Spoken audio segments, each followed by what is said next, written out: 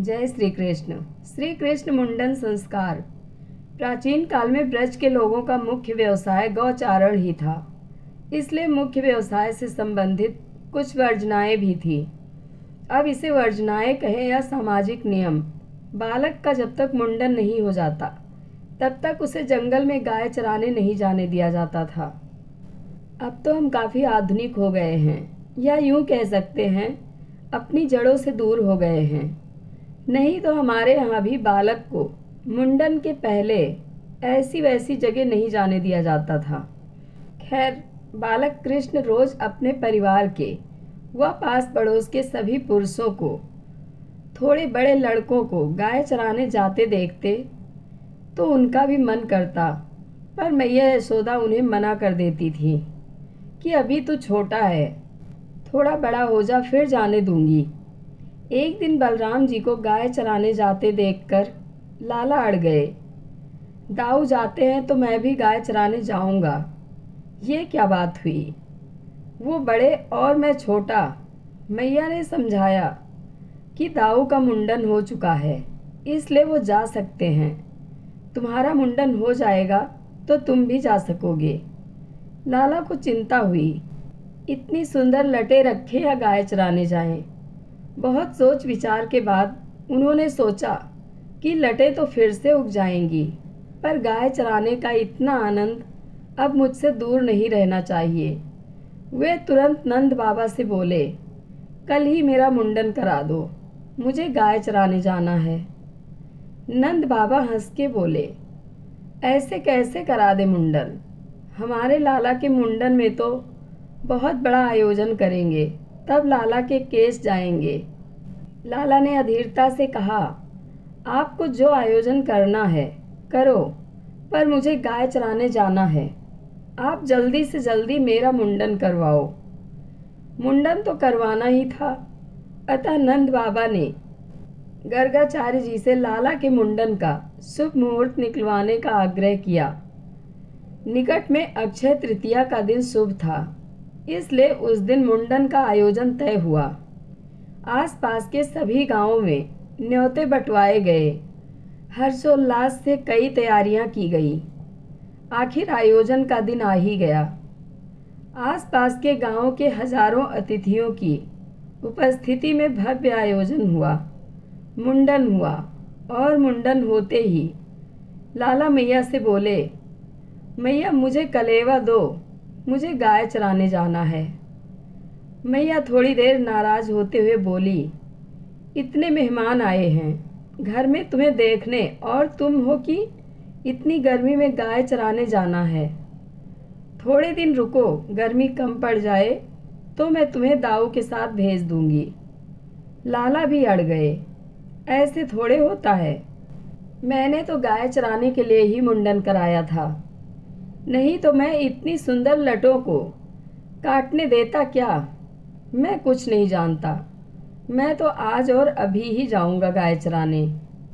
मैया ने नंद बाबा को बुलाकर कहा, लाला मान नहीं रहा, थोड़ी दूर तक आप इसके साथ हो आइए, इसका मन भी बहल जाएगा, क्योंकि इस गर्मी में मैं इसे दाऊ के साथ या अकेले तो भेजूंगी नहीं। नंद बाबा सबको छोड़कर निकले। लाला भी पूरी तैयारी के साथ छड़ी, बंसी, कलेवे की पोटली लेकर निकले। एक बछिया भी ले ली, जिसे हुर्र हुर्र कर घेर कर वो अपने मन में ही बहुत खुश हो रहे थे कि आखिर मैं बड़ा हो ही गया। बचपन में सब बड़े होने के पीछे भागते हैं कि कब हम बड़े होंगे, और आज हम बड़े सोचते हैं कि हम बालक ही रहते तो कितना अच्छा था। खैर, गर्मी भी वैशाख माह की थी, और ब्रज में तो वो वैसे भी गर्मी प्रचंड होती है। थोड़ी ही देर में बालक श्री कृष्ण गर्मी से बेहाल हो गए, पर अपनी जिद के आगे हार कैसे मानते। बाबा को कहते कैसे कि थक गया हूँ, अब घर ले चलो। चलते रहे। मैया होती तो खुद समझ के लाला को घर ले आती, पर संग में बाबा थे, वो भी चलते रहे। थोड़ी ही दूर ललिता जी और कुछ अन्य सखियां मिली। देखते ही लाला की हालत समझ गई। गर्मी से कृष्ण का मुख लाल हो गया था। सिर पर बाल भी नहीं थे, इसलिए लाला पसीना पसीना हो गए थे। उन्होंने नंद बाबा से कहा कि आप इसे हमारे पास छोड़ जाओ, हम इसे कुछ ही देर बाद नंदालय पहुंचा देंगे। नंद बाबा को रवाना कर वो लाला को निकट ही अपने कुंज में ले गई। उन्होंने बालक कृष्ण को कदम की शीतल छाया में बिठाया और अपनी अन्य सखी को घर से चंदन, खरबूजे के बीज, मिश्री का पका बूरा, इलायची, मिश्री आदि लाने को कहा। सभी सामग्री लाकर उन सखियों ने प्रेम भाव से कृष्ण के तन पर चंदन की गोटियां लगाई और सिर पर चंदन का लेप किया। कुछ सखियों ने पास में ही बूरे और खरबूजे के बीज के लड्डू बना दिए और इलायची को पीसकर मिश्री के रस में मिलाकर शीतल शरबत तैयार कर दिया और बालक कृष्ण को प्रेम पूर्वक भोग लगाया।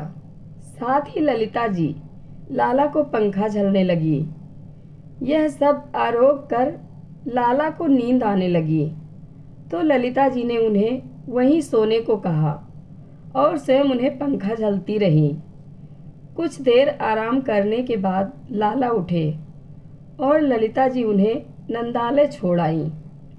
लाला ने गर्मी में गाय चराने का विचार त्याग दिया था।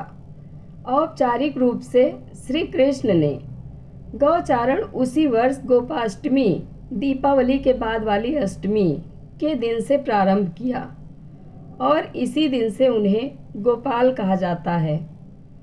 वर्ष में एक यही दिन ऐसा होता है जब बीज के लड्डू अकेले श्री जी को भोग लगाए जाते हैं। अन्यथा अन्य दिनों में बीज के लड्डू के साथ चिरौंजी के लड्डू भी भोग लगाए जाते हैं। जय श्री कृष्णा। कथा अच्छी लगे तो कमेंट बॉक्स में अपनी राय ज़रूर दें। धन्यवाद।